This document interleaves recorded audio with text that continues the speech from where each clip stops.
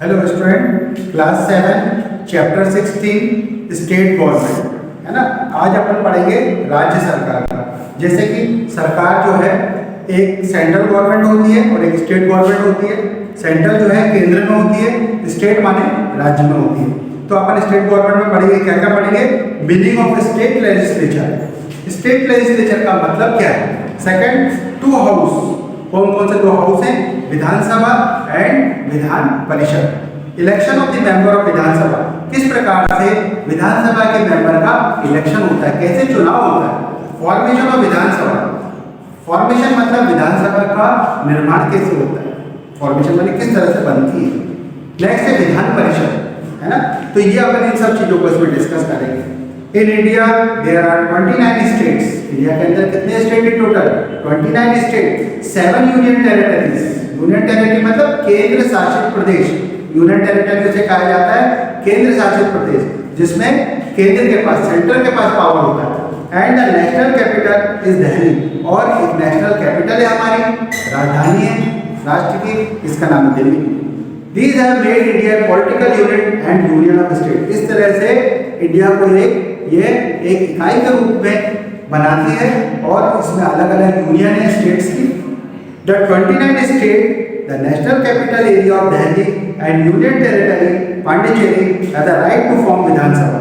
तो जो 29 स्टेट्स हैं और नेशनल कैपिटल है दिल्ली की और यूनियन टेरिटरी है पांडिचेरी, है ना, इनके पास अधिकार है विधानसभा बनाने के। टू फॉर्म, ये विधानसभा का निर्माण करती है। The union territory are very small in area. Union territory जो होती है वो एरिया में बहुत छोटी होती है, very small in area, and therefore the local government here is coordinated as per the law of central government. और छोटी होने के कारण इसका काम स्टेट गवर्नमेंट के अलावा सेंट्रल गवर्नमेंट भी देखती है, इसलिए इसको यूनियन टेरिटरी कहा जाता है। ठीक है, तो यूनियन टेरिटरी वो टेरिटरी कहलाई जाती है जो कि एरिया में बहुत स्मॉल है और लोकल गवर्नमेंट के साथ साथ उसको मदद करने के लिए सेंट्रल गवर्नमेंट इसके ऊपर अपने लॉ वगैरह नियम लगाती है। The Indian constitution has given A list of subject. Indian constitution, हमारे भारतीय संविधान ने कुछ सब्जेक्ट की लिस्ट दी है। The country is govern as per this list. और तो हमारा जो देश है वो इस लिस्ट के आधार पर ही चलता है, तो संविधान के हिसाब से ही हमारा देश चलता है। उसमें कुछ लिस्ट दी गई है, जैसे यूनियन लिस्ट। पहली लिस्ट है यूनियन लिस्ट, अपन इन सबको डिटेल में पढ़ेंगे।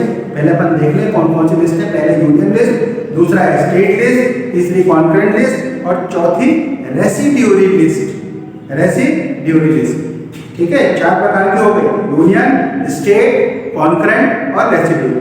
अब पहला यूनियन लिस्ट में क्या दिया है? ठीक है, एक सूची बनती है, लिस्ट माने सूची कि इसमें क्या क्या चीजें आएंगी, कौन कौन से सब्जेक्ट आएंगे। तो इसके अंदर टोटल 97 सब्जेक्ट है। It has 97 subject. The union list, it has 97 subject. Union list के अंदर 97 सब्जेक्ट हैं। They are of national importance, जो कि राष्ट्र के महत्व के हैं। Only union government has a right to make law, और केवल यूनियन गवर्नमेंट के पास ये अधिकार है कि वो इस सब्जेक्ट के ऊपर लॉ बना सकती है। स्टेट लिस्ट, इसमें टोटल 62 सब्जेक्ट हैं। The state government has a right to make law on this subject. State government, राज्य सरकार को यह अधिकार है कि वो इन सब्जेक्ट के ऊपर कानून बनाए। The central government can not make law on that. Central government इसमें कोई लॉ बना नहीं सकती। The concurrent list next, it has 52 subject. इसमें टोटल 52 सब्जेक्ट हैं। Both the central and state government can make law on this subject. Central और state government दोनों ही इसके अंदर कानून बना सकते हैं इस सब्जेक्ट पर। इफ देयर इज कंट्रोवर्सी, अगर इसमें कुछ विवाद है, then the law made by central government will prevail. तब सेंट्रल गवर्नमेंट, केंद्र सरकार का जो नियम होगा वही आपको पालन करना पड़ेगा। नेक्स्ट है रेसिड्यूरी लिस्ट। तो रेसिड्यूरी लिस्ट मतलब वो लिस्ट जो कि कॉन्करेंट स्टेट लिस्ट से छूट गई हो, यूनियन लिस्ट से छूट गई हो, वो सब्जेक्ट। तो वो सब्जेक्ट, क्योंकि लिस्ट बहुत बड़ी है, इसको लिमिटेड नहीं है, तो वो subject, the number of subject in this list is not limited. The subject which we have not decided at the time of framing of constitution. तो वो सब्जेक्ट जो कि जब हमारा संविधान बन रहा था उस समय वो नहीं बनाए गए थे, वो इस लिस्ट के अंदर इंक्लूड है। जैसे कि कंप्यूटर हो गया, cyber, mobile, Doordarshan, different TV channel, वो उस टाइम पे नहीं थे, the right to make law on this subject rest with the central government. और बाकी जो नियम जो है वो किसके द्वारा, केंद्र सरकार के द्वारा बनाए जाते हैं। नेक्स्ट है विधानमंडल। We have learned that there are 62 subjects in the state list। जैसा कि हमने पढ़ा कि टोटल सब्जेक्ट स्टेट लिस्ट में 62 हैं। State government are free to make law on this subject. और स्टेट गवर्नमेंट, राज्य सरकार जो है स्वतंत्र है इस पे कानून बनाने में।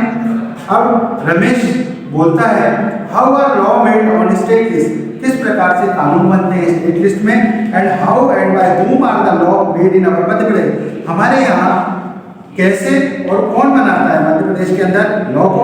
चांदनी कह रही है please tell us whether the law made by central government are followed in Madhya Pradesh also. क्या जो ये लॉ है, कानून है, ये जो सेंट्रल गवर्नमेंट के बने हुए हैं, क्या मध्य प्रदेश के अंदर भी इसको पालन करना है।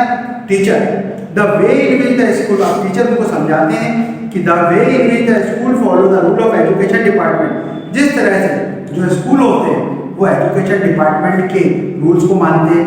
Local body follow the law made by gram panchayat, जो लोकल बॉडी है वो ग्राम पंचायत के रूल रेगुलेशन को मानते हैं। In the same way law made by state legislature is followed with the boundary of state. उसी प्रकार से जो कानून स्टेट लेजिस्लेचर में बनते हैं वो राज्य के अंदर, सीमा के अंदर लागू होते हैं, उनको मानना पड़ता है। The law formulated by Madhya Pradesh State Legislative Assembly are enforced within the boundary of the state। और जो मध्य प्रदेश के अंदर जो कानून बनाते हैं, लॉ बनाते हैं, उसका नाम है स्टेट लेजिस्लेटिव असेंबली। ये कानून बनाती है और फोर्सफुली इसको अपने स्टेट के अंदर, राज्य के अंदर लागू करती है। The law made by central government are also enforced in the state. और कुछ जो लॉ है वो सेंट्रल गवर्नमेंट, केंद्र सरकार के द्वारा भी लागू होते हैं इस राज्य के ऊपर। There are two house in some state, कुछ स्टेट में 2 हाउस है। तो विधानसभा और लेजिस्लेटिव असेंबली, विधानसभा को अपन लेजिस्लेटिव असेंबली भी बोलते हैं। विधान परिषद और लेजिस्लेटिव काउंसिल, विधान परिषद को लेजिस्लेटिव काउंसिल भी बोला जाता है, तो 2 हैं। There is only 1 house in Madhya Pradesh. हमारे यहाँ मध्य प्रदेश के अंदर केवल 1 हाउस है, विधानसभा, इसका नाम है Vidhan Sabha. Come let us learn about the legislative assembly of state. अब अपन लेजिस्लेटिव असेंबली जो हमारे यहाँ की है उसके ऊपर पढ़ेंगे। The legislative assembly of Madhya Pradesh, हमारी लेजिस्लेटिव असेंबली मध्य प्रदेश की है, उसमें उसके ऊपर अपन यहाँ करेंगे, एक्सप्लेन करेंगे। The constitution is specified the number of member in state legislative assembly. Constitution में, हमारे संविधान में ये बताया गया है कि स्टेट लेजिस्लेटिव असेंबली में कितने मेंबर्स होने चाहिए, कितने सदस्य होने चाहिए। Maximum number is 500 and minimum is 60। तो ज़्यादा से ज़्यादा नंबर 500 हो सकते हैं और कम से कम जो है 60 तक इसके सदस्य होने चाहिए। In the smaller state of Sikkim and Pondicherry the number are 40 and 30 respectively.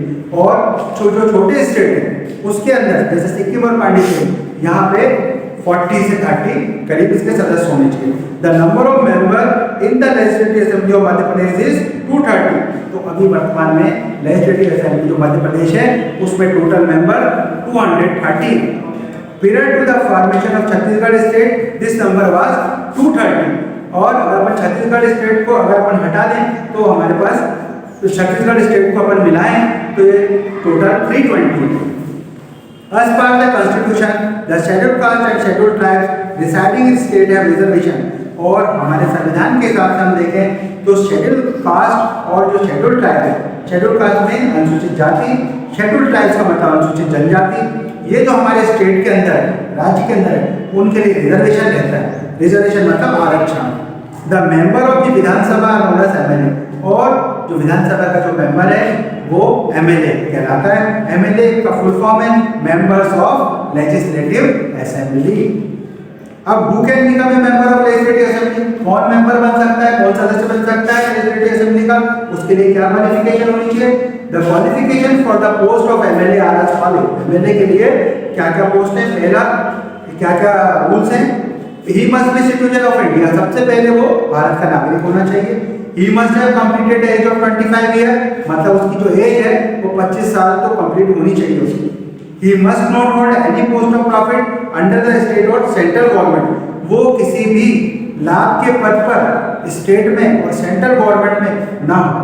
जब वो अपना काम करे तो उसके पास दूसरे कोई विभाग ना हो जिससे उसको लाभ प्राप्त हो। He must not be mentally unstable और bankrupt, वो बैंक से दिवालिया ना हो। अनस्टेबल मतलब उसकी मानसिक स्थिति सही नहीं हो, खराब हो, तो ऐसा व्यक्ति भी जो है पात्रता नहीं रखता है, वो इसके लिए एलिजिबल नहीं है मेंबर ऑफ लेजिस्लेटिव असेंबली के लिए। तो ये 4 पॉइंट अपन ने पढ़े। नेक्स्ट है election process of MLA for the formation of Vidhan Sabha.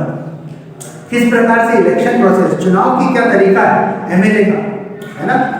The representative of Vidhan Sabha are elected in such a way that 230 seats are proportionally represented. जो विधानसभा के जो प्रतिनिधि होते हैं वो इस तरह से इलेक्ट किए जाते हैं, ऐसे चुने जाते हैं कि जो 230 सीटें हैं उसको अनुपात में बांटा जाता है, रिप्रेजेंट करे। If a person is elected from more than one constituency, अगर कोई व्यक्ति एक से ज्यादा कॉन्स्टिट्यूएंसी में इलेक्ट होता है, he will have to resign from the rest remaining only one seat, तो वो दूसरे सीट से उसको रिजाइन करना पड़ता है। कहने का मतलब अगर वो चुनाव लड़ता है और वो जीतता है, अगर वो 2 जगह से चुनाव लड़ रहा है तो वो एक जगह की सीट को उसको खाली करना पड़ता है।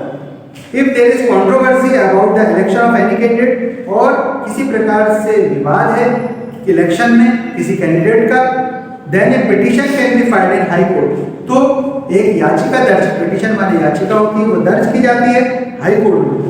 आफ्टर एक्सेप्टिंग द पिटीशन, और उस पिटीशन को स्वीकार करने के बाद high court give it verdict, high court अपना वर्डिक्ट देता है, अपना निर्णय, अपना फैसला, वर्डिक्ट माने फैसला सुनाना। It can also be against the candidate, ये कैंडिडेट के अगेंस्ट भी हो सकता है और उसके फेवर में भी हो सकता है। A person can appeal to supreme court, अगर उसके अगेंस्ट आए कैंडिडेट के तो वो सुप्रीम कोर्ट में अपील कर सकता है। If the verdict go against, the verdict of the supreme court is final, तो सुप्रीम कोर्ट का जो निर्णय होगा वो फाइनल माना जाता है। कहने का मतलब है कि अगर कोई भी डिस्प्यूट होगा तो पहले हाई कोर्ट में जाएगा, और हाई कोर्ट से अगर उसकी बात नहीं बनती है तो सुप्रीम कोर्ट पे अप्लाई करेगा, सुप्रीम कोर्ट का जो निर्णय है वो उसको मानना होगा। नेक्स्ट है election process. The election commission of India, election चुनाव, कमीशन माने आयोग, तो चुनाव आयोग जो इंडिया का है, in constitution with the central and state government issues a notification in which the date of the election are declared, वो नोटिफिकेशन डिक्लेयर करता है कि राज्य का चुनाव कब है ना, इलेक्शन कब है, ये डिक्लेयर करने का काम इलेक्शन कमिश्नर ऑफ इंडिया का है। The date of filling the nomination, nomination form मतलब अपना नामांकन करना, उसके लिए कि आप खड़े हो रहे हैं चुनाव में। डेट ऑफ फिलिंग और nomination form, withdrawal of name, फिर कई लोग क्या अपना नाम हटा लेते हैं चुनाव लड़ने से, विड्रॉवल करना। डेट ऑफ वोटिंग, कब वोटिंग होगी, and counting are made public, और कब काउंटिंग की जाएगी। The voting take place under the guidance of election commission, और जो वोटिंग होगी वो चुनाव आयोग के गाइडेंस में, उसके निर्देश अनुसार होगी। When the election commission declare the list of elected representative, then the Vidhan Sabha is formed, और जब इलेक्शन कमीशन ये उसको जीता हुआ घोषित कर देगा, इलेक्ट कर दिया जाएगा रिप्रेजेंटेटिव को, तो विधानसभा का निर्माण हो जाएगा। तो ये इलेक्शन प्रोसेस है। इसके बाद टर्म ऑफ विधानसभा, विधानसभा कितने साल की होगी, कितने साल, उसका टेनर कितना होगा, पीरियड कितना होगा। The term of Vidhan Sabha is 5 year, total 5 साल के लिए होती है। In case of an emergency the governor uses discretionary power and can ask the president to dissolve the assembly. लेकिन अगर इमरजेंसी आपातकाल आ जाए तो गवर्नर के पास ये पावर होता है, डिस्क्रेटरी पावर कहलाता है, वो प्रेसिडेंट को ये रिपोर्ट भेज सकता है कि असेंबली को डिसॉल्व किया जाए, भंग किया जाए, डिसॉल्व माने भंग करना। The council of minister of the state can also ask the governor to dissolve the state assembly. और जो काउंसिल मंत्री परिषद है, काउंसिल ऑफ मिनिस्टर, वो भी स्टेट को गवर्नर को कह सकती है कि आप इसको डिसॉल्व कर दें, स्टेट असेंबली को।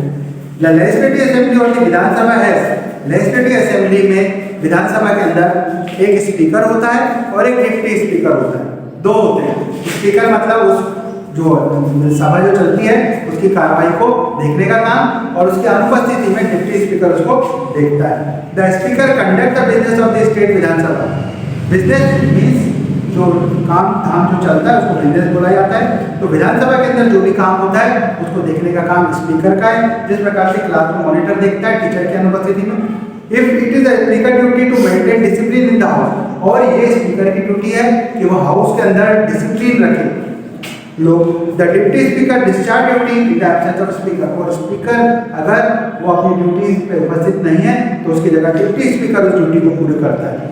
पावर एंड फंक्शन ऑफ विधानसभा, क्या पावर है, क्या शक्ति है और क्या कार्य है विधानसभा के।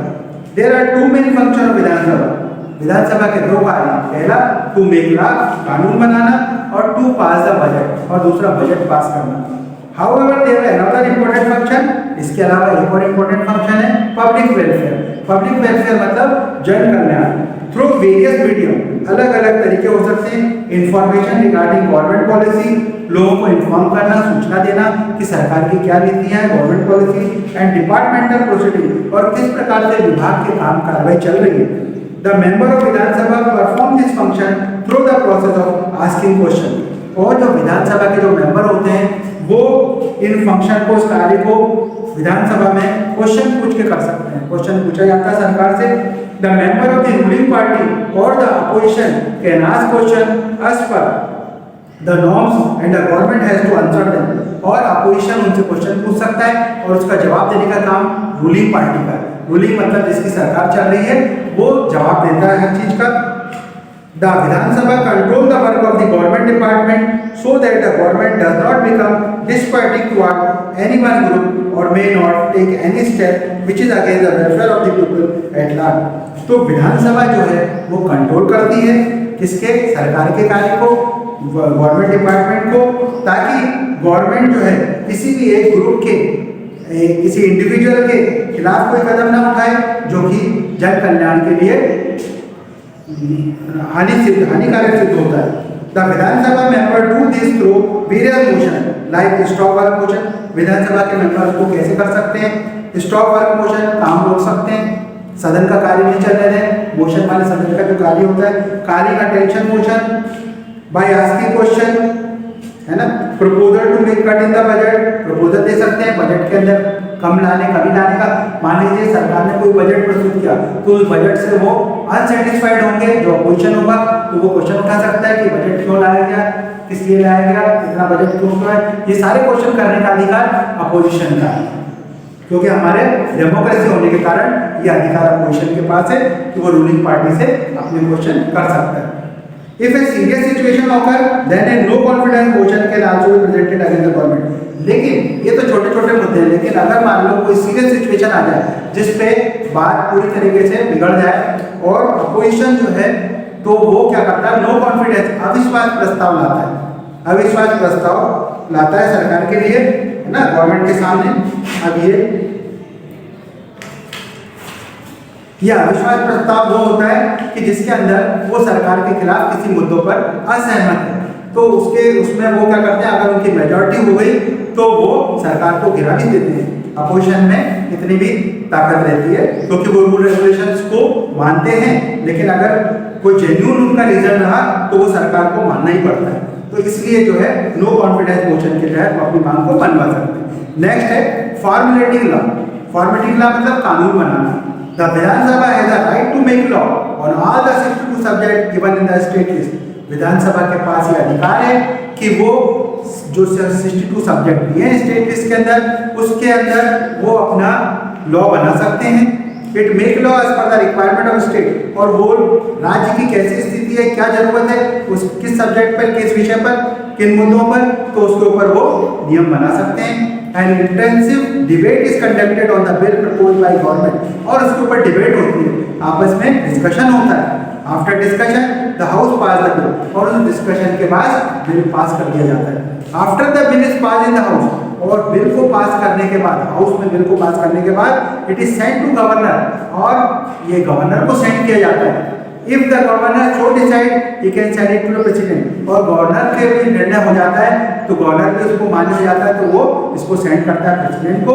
After the signature of the governor और the president the bill become law, और गवर्नर के सिग्नेचर या प्रेसिडेंट के सिग्नेचर के बाद ये बिल जो है लॉ बन जाता है। नेक्स्ट है फाइनेंशियल फंक्शन। फाइनेंशियल माने, फाइनेंशियल का मतलब होता है कि वित्तीय कार्य। वित्तीय मतलब जो है धन से रिलेटेड। तो फाइनेंशियल क्या कार्य है, टास्क क्या है। The Vidhan Sabha control the finance of the state, जो राज्य के ऊपर जो भी वित्तीय संबंधी है उसके ऊपर पूरा इसका नियंत्रण होता है विधानसभा का। Money is required to execute the policy frame by government, क्योंकि कोई भी पॉलिसी अगर सरकार चलाएगी तो उसके लिए मनी चाहिए, पैसा चाहिए। For this purpose every year a budget is prepared which deal with income and expenditure and is presented in Vidhan Sabha. तो इसके लिए कि कितना पैसा कहाँ लगा है, कितना पैसा अब आगे आने लगने वाला है, तो ये जो बजट जो है बजट दिया जाता है और बजट से पता चलता है कितनी इनकम है और कितना खर्चा है। जैसे कि अपना घर में अपन देख लें तो अपनी जितनी सैलरी होती है उसके हिसाब से अपन अपना इनकम और एक्सपेंडिचर देखते हैं, उससे ज़्यादा अपन खर्चा नहीं कर सकते, है ना। तो विधानसभा के अंदर इनकम और एक्सपेंडिचर के हिसाब से बजट बनाया जाता है कि कितनी हमारी इनकम हुई और कितना हमारा खर्चा हुआ। After it is pass in assembly, और असेंबली में ये पास हो जाता है, it is send to governor for send, तो ये बजट जो है इसको सेंड कर दिया जाता है। All the financial work is executed after this, और जितने भी फाइनेंशियल वर्क हैं इस लॉ को बनने के बाद चालू हो जाते हैं। The financial minister is the house present the financial bill, और फाइनेंशियल मिनिस्टर जो वित्त मंत्री है, फाइनेंस मिनिस्टर वो कहते हैं जो वित्त मंत्री, अलग अलग मंत्रालय सबके, तो फाइनेंस मिनिस्टर जो वित्त मंत्री है वो फाइनेंस बिल को प्रेजेंट करता है हाउस में। इसके बाद विधान परिषद और लेजिस्लेटिव काउंसिल, नेक्स्ट है विधान परिषद और legislative council. The state which have two house, जो राज्य जिसके अंदर दो हाउस हैं, there the governor, Vidhan Parishad, Vidhan Sabha, collectively called विधानमंडल, तो ये सब मिलके इसको विधानमंडल बनता है। गवर्नर हो गया, विधान परिषद हो गया, विधानसभा हो गई, ये मिलके विधानमंडल बनता है। At present Bihar, Karnataka, Uttar Pradesh, Jammu Kashmir and Maharashtra है विधानमंडल। तो ये जो जो जगह है यहाँ पे विधानमंडल है, Bihar, Karnataka, Uttar Pradesh, Jammu Kashmir, Maharashtra. There is no such house in Madhya Pradesh, अरे ऐसा लेकिन मध्य प्रदेश में विधानमंडल नहीं है। The Vidhan Sabha is called the first lower house, तो विधानसभा को अपन पहले लोअर हाउस बोलते हैं और विधान परिषद को सेकंड अपर हाउस बोलते हैं। थैंक यू बच्चों।